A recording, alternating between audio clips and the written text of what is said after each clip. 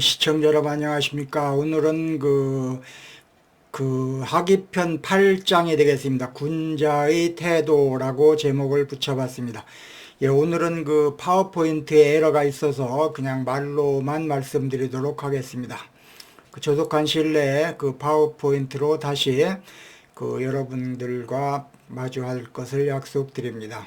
오늘은 1-8장, 하기편 8장, 군자의 태도, 군자가 지켜야 할 태도에 대해서 말하고 있는 그러한 부분에 대해서 말씀드리겠습니다. 그 내용은 이렇습니다. 공자가 말씀하셨다. 군자는 무게감이 없으면 위험이 없으니 배워도 견고하지 못하다. 충직과 신의를 받아들여야 하며 자기보다 못한 사람을 사귀지 말고 잘못이 있으면 고치기를 꺼리지 말아야 한다. 이런 말을 했습니다. 이것은 군자의 태도와 올바른 배움의 자세를 강조한 내용이라고 볼 수가 있습니다. 쉽게 말씀드리자면 품격 있는 태도를 갖추고 신뢰를 지키며 좋은 사람들과 어울리고 잘못을 인정하고 고치라는 뜻입니다. 이거는 군자의 한정에서 말하는 부분이 아니라 우리 일반 사람들도 귀담아 들여야 할 그런 부분이라고 생각을 합니다. 다시 한번 얘기하면 품격 있는 태도를 가져야 된다. 신뢰를 지켜야 되고 좋은 사람들과 어울리고 잘못이 있으면은 즉시 그것을 고쳐야 된다라고 하는 그러한 내용의 장이 되겠습니다. 첫 번째, 공자는 무게감이 없으면 위험이 없으니 배워도 견고하지 못하다라고 말했습니다. 이것은 사람들이 무게감이 없으면, 이게 사람이 무게감이라고 하죠. 무게. 그 사람 무게도 없어. 그냥 너무 얇아. 이런 얘기를 많이 합니다. 무게감이 없으면 아무리 배워도 깊이 뿌리 내리지 못한다라고 하는 뜻이 되겠습니다. 다시 말해서 많이 배운다고 해서 존중받는 것이 다른 사람들로부터 존경받는 것이 아니라는 말입니다. 위험이 있어야 배움도 의미가 있다는 그런 뜻으로 이해할 수가 있습니다. 예를 들어보면 어느 대학의 교수가 강의 첫날 학생들한테 말했습니다. 나는 이 분야의 책을 500권 이상 읽었고 논문도 많이 썼다. 이런 얘기를 교수가 했습니다. 그러자 한 학생이 혼자서 중얼거렸습니다. 수업 시간에 늦게 들어오고 질문도 하면은 무시하는데 책을 많이 읽으면 뭐래?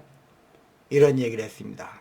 이 교수는 책을 많이 읽고 머릿속에 들은 것은 많지만 그것이 일상생활에서 자기의 기본적인 것을 수업 시간에 늦게 들어오고 학생들의 질문도 받지 않고 질문을 해도 무시하고 이러한 어떤 생활의 태도가 좀 잘못되어 있으면은 아무리 많이 지식이 있더라도 그것은 그 지식은 허사다 이렇게 볼 수 있습니다.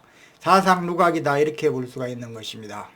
언행이 진중하지 않으면 위험이 없는 것입니다. 나이가 많거나 직책이 높다고 해서 위험이 있습니까? 그렇지 않습니다. 말과 행동이 가볍지 않고 책임 있는 태도를 보일 때 사람들은 자연스럽게 그 사람을 존중하게 되는 것입니다. 공자가 강조하는 것은 단순한 학문이 아니라 사람들이 믿고 따를 수 있는 품격과 태도인 것입니다. 배우는 것보다 더 중요한 것은 그 배움을 행동으로 실천하는 것입니다. 이것은 7장에서 이미 말씀드린 바가 있습니다. 생활 경험을 통한 지식이 더 중요하다. 머리로서 암기하는 지식은 아무 필요가 없다. 아무 필요가 없다기보다는 덜 중요하다. 이렇게 지난 시간에 말씀드린 바가 있습니다. 진정한 지식은 산 지식인 것입니다. 단편적인 지식에 그치지 않고 그것을 내면화하고 실천에 옮길 수가 있어야 됩니다. 여기도 산 지식에 대한 말씀을 하고 있는 것입니다. 두 번째, 공자는 충직과 신의를 지키라고 가르치고 있습니다. 다시 말해서 진실하게 행동하고 약속을 지키라는 그러한 뜻입니다. 우리는 살아나감에 있어서 이렇게 진실하지 않고 그냥 얼렁뚱땅하거나 거짓을 일삼거나 약속을 지키지 않거나 이런 사람들이 많은 것입니다. 공자는 충직과 신의를 지키라고 이렇게 얘기합니다. 진실되게 행동하고 약속을 지키라는 그런 뜻이 되겠습니다.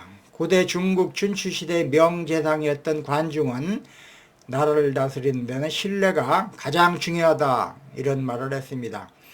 그 관중은 제환공과 신뢰를 바탕으로 협력하여 제 나라를 아주 큰 강국으로 만들었던 것입니다.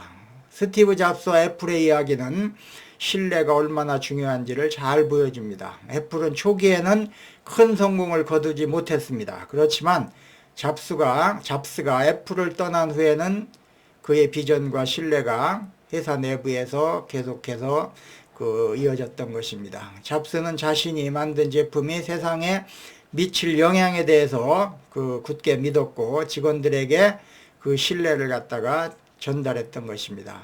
그의 신뢰는 직원들이 헌신적으로 일을 하게 만들었고 애플은 결국 세계에서 가장 가치 있는 기업 중 하나로 성장했던 것입니다. 이처럼 리더, 지도자의 신뢰는 조직과 팀의 성과를 높이는 중요한 요소라고 할 수 있습니다. 세 번째 공자의 가르침은 자기보다 못한 사람을 사귀지 말라고 했습니다. 이 말은 단순히 부족한 사람을 배척하라는 뜻이 아닙니다. 능력이 없는 사람을 무시하라는 뜻이 아닌 것입니다. 여기서 나보다 못한 사람이란 도덕적으로 부족하거나 나쁜 영향을 주는 사람을 의미하는 것입니다. 그러니까 도덕적으로 부족한 사람과 가까이 하면 그 영향을 받게 된다는 뜻입니다. 사람은 누구와 함께 있느냐에 따라서 생각과 행동이 달라지는 것입니다. 환경이 그 사람의 머리를 지배하는 것입니다. 환경과 인간관계가 중요하다는 것입니다. 우리가 잘 아는 맹자의 어머니가 아들을 위해 3번 이사했다는 얘기 잘 알고 있지 않습니까?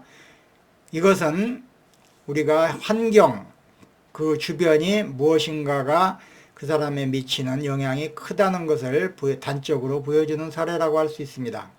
맹자의 어머니가 아들을 위해 3번 이사를 했다는 이야기, 처음에는 공동묘지 근처에 가서 이사 가서 살았는데 그 맹자가 장래에 관한 흉내만 냈습니다. 그래도 2번째 시장 근처로 이사를 갔습니다. 그랬더니 장사꾼들 놀이만 했습니다. 장사꾼들이 하는 그런 놀이만 했습니다. 3번째 결국에는 서당 근처로 옮겼는데 그 후에 맹자는 학문에 열중하여 유명한 그런 위인이 된 것입니다. 유유상종, 같은 사람끼리 모인다라고 하는 말이 있듯이 사람은 자기와 비슷한 사람과 사귀게 되는 것입니다. 긍정적이고 성실한 사람과 어울리면 자연스럽게 좋은 영향을 받지만 부정적이고 게으른 사람과 함께하면 자신도 모르게 나쁜 습관이 몸에 밴다는 그러한 내용이 되겠습니다. 4번째로는 공자는 잘못을 고치는 것을 꺼리지 말라라고 가르쳤습니다. 이와 비슷한 뜻으로 천자문에 지과 필계라고 하는 말이 나옵니다. 잘못을 알면 반드시 고쳐라 라고 하는 그러한 뜻입니다. 이것은 잘못을 인정하고 바로잡는 것이야말로 한 사람이 성공하는데 중요한 길이라고 하는 의미가 되겠습니다. 논어의 위령공편 30장에서도 공자는 허물이 있으면 고치지 않는 그것이 허물이다 이렇게 말한 적이 있습니다. 허물이 있는데 고치지 않는 그것이 바로 허물이다 이렇게 말한 적이 있습니다. 잘못은 누구나 할 수 있습니다. 그러나 중요한 것은 그것을 인정하고 바로 잡는 그러한 태도가 필요한 것입니다. 미국 제16대 대통령인 에이브라함 링컨은 젊은 시절에 논쟁을 즐겼고 상대를 이기기 위해 독서를 퍼부었던 것으로 유명합니다. 하지만 어느 날 그가 조롱했던 사람이 크게 상처를 받았다는 사실을 알게 되고서 링컨은 곧바로 그에게 사과를 했고 그 말과 행동을 신중하게 했습니다. 그 결과 링컨은 신뢰받는 지도자가 되어 미국 역사상 존경받는 대통령 중 한 사람이 되었던 것입니다. 그러니까 에이브람 링컨은 평소라기보단 처음에는 상당히 좀 논쟁도 했고 상대방에게 그냥 상처도 주고 했는데 그 상처받은 사람이 좀 큰 아픔을 겪고 있다는 것을 알고는 사과하고 생각을 달리해서 언행을 좀 수정했다, 고쳤다. 그래서 신뢰받는 지도자가 됐다는 그런 내용입니다. 고대 로마의 철학자 키케로라고 하는 사람은 잘못을 저지르는 것은 인간적이지만 그것을 고치는 것은 고치지 않는 것은 오히려 어리석은 일이다 라고 말한 바가 있습니다.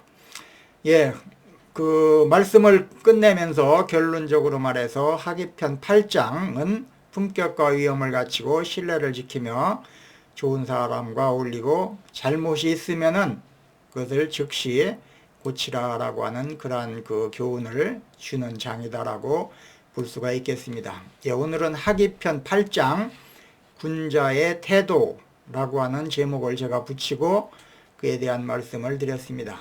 네, 시청해 주셔서 감사합니다.